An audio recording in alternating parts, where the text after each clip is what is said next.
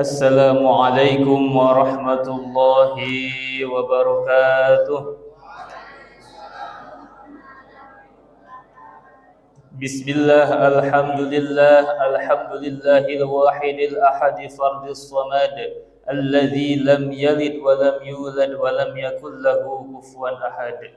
Asyhadu an la ilaha illallah wahdahu la syarika lah, wa asyhadu anna Muhammadan abduhu wa rasuluhu alladzi la nabiyya ba'dah. Allahumma salli ala sayyidina Muhammadin al-Fatih lima ughliq wal khatim lima sabaq an-nasiril haqqi bil haqq wal hadi ila siratikal mustaqim wa ala alihi wa sahbihi haqqa qadrihi wa miqdarihi al-azim. Amma ba'd. Faqad qala Allah ta'ala fi kitabihil karim wa huwa asdaqul qailin. A'udzu billahi minasy syaithanir rajim. Bismillahirrahmanirrahim. Wa idza sa'alaka 'ibadi 'anni fa inni qarib ujibu da'watad da'i idza da'ani falyastajibu li wal yu'minu bi la'allahum yarshudun. Shadaqallahul 'azim. Puji syukur marilah kita panjatkan kepada Allah Subhanahu wa taala karena pada malam hari ini Allah telah memberikan berbagai macam nikmat kepada kita. Di antaranya nikmat yang luar biasa, kita masih berada di bulan yang ditunggu-tunggu oleh umat Islam, yaitu bulan suci Ramadan. Dan alhamdulillah di masjid ini tidak seperti masjid-masjid yang lain. Kalau di masjid yang lain semuanya ada kemajuan Bapak Ibu. Safnya makin maju, tersisa satu baris ya. Alhamdulillah di sini masih penuh. Ada berbagai kalangan, ada bapak-bapak, ada ibu-ibu, ada remaja, ada remaji, ada anak laki-laki, ada anak perempuan. Alhamdulillah masih penuh. Buktinya di masjid ini masih menghargai, masih merindukan dan masih menghormati bulan suci Ramadan. Maka alhamdulillah, mudah-mudahan ibadah yang kita laksanakan di bulan ini, baik ibadah puasanya, tadarus Al-Quran, sholat tarawih, i'tikaf di masjid, infak sedekahnya, mudah-mudahan diterima oleh Allah Subhanahu wa taala. Amin ya rabbal alamin. Tidak lupa salawat dan salam marilah kita sampaikan kepada baginda alam habibana wa nabiyyana wa maulana Muhammad sallallahu alaihi wasallam.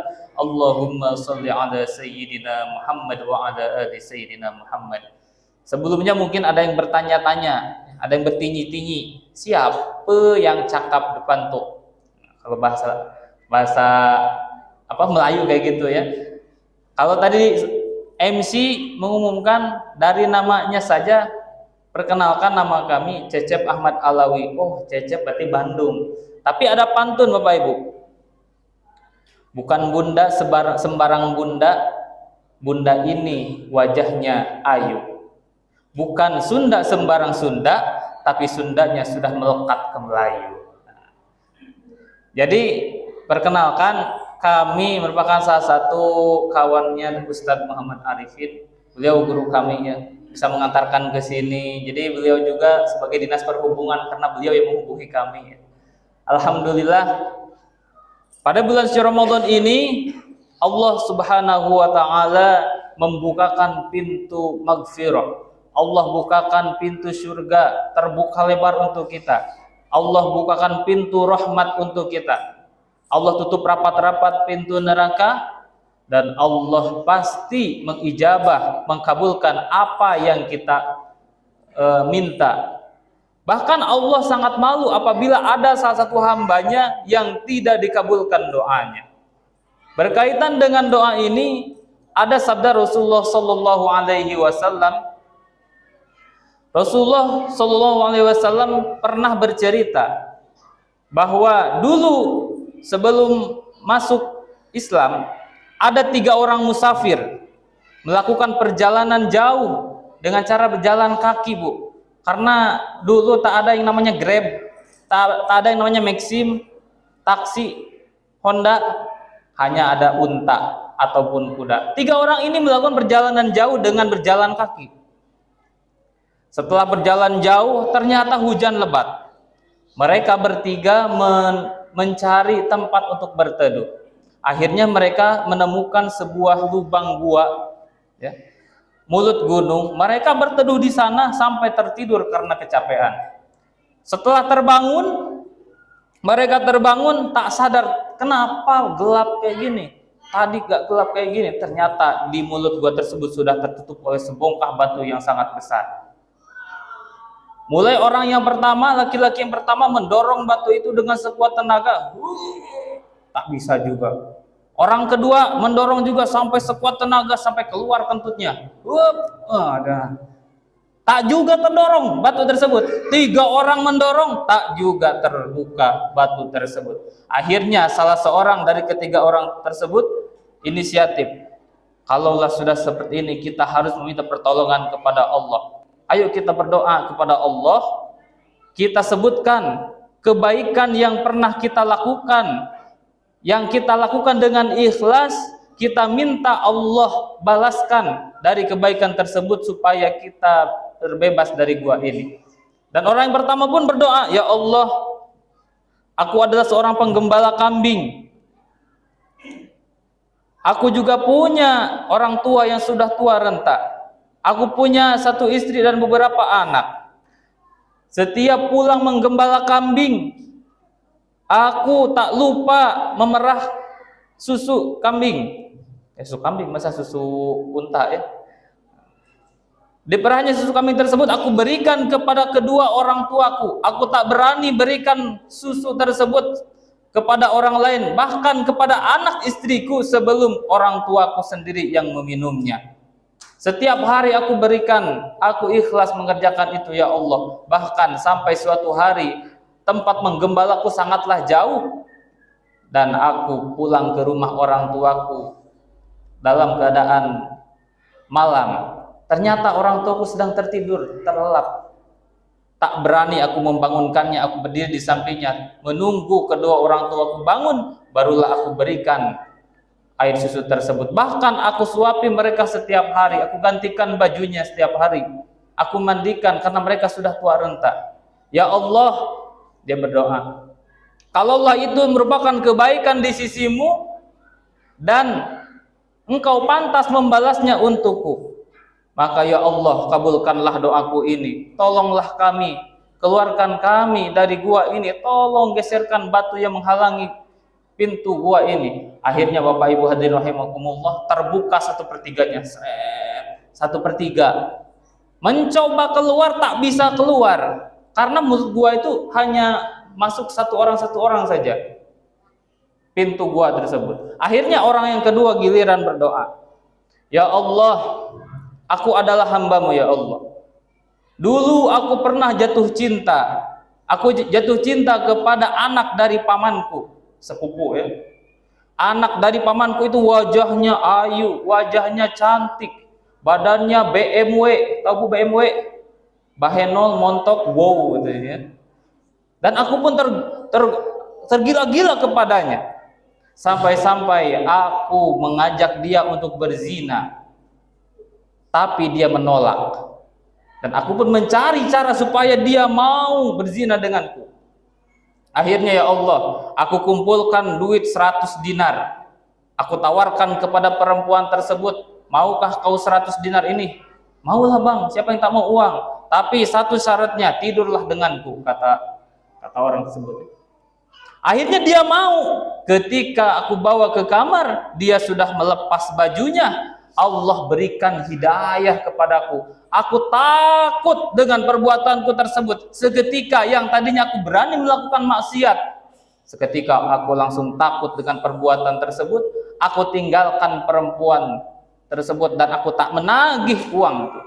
Ya Allah, setelah dari itu aku bertaubat, sungguh-sungguh bertaubat dari perbuatan maksiat. Kalaulah bertaubat dari perbuatan maksiat adalah kebaikan di hadapanmu ya Allah, maka kalaupun engkau pantas membalasnya untukku, tolonglah kami, kabulkan doa kami ya Allah, bebaskan kami, bukakan pintu gua ini. Terbuka lagi 1/3, cuman tak bisa keluar juga.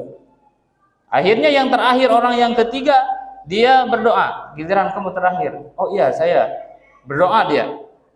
Ya Allah, aku adalah seorang pengusaha. Aku punya ladang gandum, aku punya sawah, aku punya pekerja dari gandum dari ladang tersebut. Setelah panen dari sawah dari ladang tersebut, aku berikan upah. Tersisa satu orang yang belum menerima upah karena dia tidak ada, ya Allah. Aku pegang uang tersebut, tak kunjung juga datang orang tersebut. Akhirnya aku belikan dari uang tersebut 1 ekor kambing betina. Dari 1 ekor kambing betina beranak pinak dari 1, 10 sampai ratusan. Sampai-sampai aku menyewa pegawai yang baru untuk mengurus kambing. Akhirnya pegawai yang dulu belum menerima upah tersebut datang kepadaku, menagih upah tersebut, dan aku berikan semua kambing beserta pegawai-pegawainya. Ya Allah, kalaulah menjaga amanah adalah perbuatan baik di hadapanmu dan Engkau pantas membalasnya untukku, tolonglah kami ya Allah, bukakan pintu gua ini supaya kami selamat. Akhirnya Bapak Ibu hadirin, terbuka lebar dan ketiga orang tersebut selamat, bisa keluar dari gua tersebut. Dari cerita ini kita bisa belajar bahwa setiap orang memiliki masalah yang berbeda-beda. Dari orang ke satu dan ketiga masalahnya berbeda-beda. Begitupun dengan kita. Ada yang diuji dengan hartanya, ada yang diuji dengan keluarganya, ada yang diuji dengan kesehatannya. Beda-beda penyakit, beda-beda masalah, beda-beda situasi. Bahkan Rasulullah Shallallahu Alaihi Wasallam dari mulai kecil sampai beliau dewasa tidak henti-hentinya diuji. Dari kecil, dari dalam kandungan, Bu, Rasulullah sudah ditinggal oleh ayahnya. Semasa kecil ditinggal oleh ibu, ditinggal oleh kakeknya, ditinggal oleh pamannya, ditinggal oleh istrinya. Hijrah ke Taif dilemparin batu. Alhamdulillah kami datang ke sini gak ada yang lemparin batu, ya. Rasulullah dilemparin batu. Itu masalah. Sudah Isra Mi'raj, pulang Isra Mi'raj, diceritakan Isra Mi'raj, tak ada yang percaya, itu masalah. Itu Rasulullah, apalagi kita yang muda, ya, yang pemuda jatuh cinta kepada perempuan. Itu masalah. Diterima atau enggak? Diterima. Belum lagi mikirin gimana nih melamar dia, mikirin cuannya cemana. Udah itu menikah, siapkan resepsi, siapkan akad, segala macam. Selesai nikah, ada lagi cari pekerjaan menghidupi keluarga. Sudah punya pekerjaan, mau punya rumah, masalah tidak henti-henti sampai kita meninggal dunia. Tapi Rasulullah mengajarkan kepada kita wasta'inu bis-sabri was-shalah, dalam Al-Qur'an disebutkan berminta tolonglah dengan sabar dan sholat. Jadi ketika kita punya masalah, hamparkan sajadah, kita sholat taubat, minta pertolongan kepada Allah. Jangan diupdate di TikTok. Zaman sekarang di Facebook, ya Allah, masalahku begitu berat. Emangnya malaikat main Facebook? Ya? Tak main Facebook. Kemudian dari cerita tadi ada tips dari Rasulullah supaya kita cepat dikabulkan doa ketika situasi sedang darurat, ketika situasi sedang terjepit. Yang pertama, supaya cepat dikabulkan doa adalah kita harus berbakti kepada kedua orang tua. Anishkurli wali walidai, kata Allah dalam Al-Quran. Bersyukurlah kepadaku dan kepada kedua orang tua. Bapak Ibu, orang tua kita itu sudah kesusahan mengurus kita, mengandung kita. Dari mulai dalam kandungan nyusahin kita nih sama orang tua. Udah lahir pun kita masih nyusahin. Jangan sampai sudah dewasa pun masih nyusahin juga. Kita rawat orang tua kita, muliakan kedua orang tua kita. Kalau kita ingin harta kita seperti raja, maka rajakan kedua orang tua kita. Karena ridallahu fi ridal walidain wa sukhtullahi fi sukhtil walidain. Ridho Allah terdapat pada ridho kedua orang tua, dan murka Allah terdapat murka kedua orang tua. Ini ada anak-anak nih. Kami berpesan supaya berbakti kita kepada kedua orang tua kita. Jangan nyusahin terus. Mak kita nih ngandung 9 bulan tuh sambil mual-mual. Perut melendung, tak bisa tidur sambil tengkurap. Iya, tak bisa, Ibu. Maka janganlah kita durhaka kepada kedua orang tua. Itu salah satunya supaya cepat dikabulkan doa. Kemudian yang kedua, supaya cepat dikabulkan doa, kita harus menjauhi maksiat. Maksiat ini banyak, dari mulai maksiat mata, maksiat telinga, maksiat bibir, maksiat tangan, kaki dan yang lainnya, bahkan maksiat hati kita harus menjauhinya. Apa maksiat hati? Lupa kepada Allah Subhanahu wa taala. Ala bidzikrillah tatma'innul qulub. Dengan berzikirlah hati menjadi tenang, dan dengan berzikir kita senantiasa ingat kepada Allah dan bisa menjauhi maksiat. Kemudian yang terakhir, yang ketiga, kalau kita ingin cepat dikabulkan doa, kita harus menjaga amanah, kita harus berlaku jujur.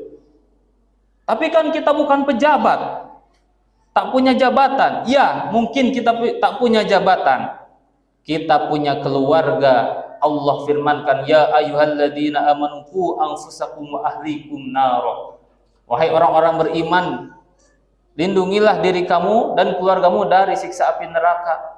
Itu sebuah amanah keluarga. Kita punya anak, kita punya cucu, punya istri. Didiklah dengan baik, jangan sampai mendekati azabnya Allah Subhanahu wa taala. Dengan begitu, insya Allah doa kita akan cepat dikabulkan oleh Allah Subhanahu wa taala. Mudah-mudahan di bulan Ramadan ini, khususnya 10 hari terakhir di bulan Ramadan ini, alhamdulillah kita sudah puasa 23 hari. Mungkin seminggu lagi kita berpuasa. Manfaatkan sebaik mungkin, ramaikan masjid untuk menjemput Lailatul Qadar, karena Lailatul Qadar adalah malam yang lebih baik daripada 1000 bulan. Bahkan ketika kita berdoa pada malam tersebut, Allah akan mengijabah, Allah akan mengabulkan apa yang kita minta. Mudah-mudahan kita termasuk orang yang mendapati malam Qadar atau malam kemuliaan itu. Amin ya rabbal alamin. Mungkin itu saja yang dapat kami sampaikan. Mohon maaf apabila terdapat banyak kesalahan dalam perkataan, karena kami ini makhluk kasar, bukan makhluk halus. Wallahu muwaffiq ila aqwamit thoriq. Wassalamualaikum warahmatullahi wabarakatuh.